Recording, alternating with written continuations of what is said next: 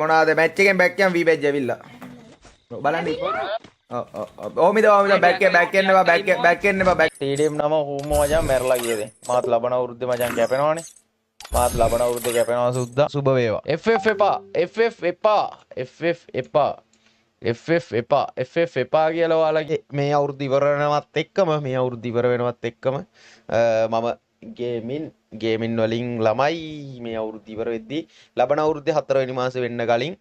මම ඉතින් ගේමින් වලට සමු දෙන්න තමයි ලෑස්තිලා ඉන්නේ හරිද ඉතින්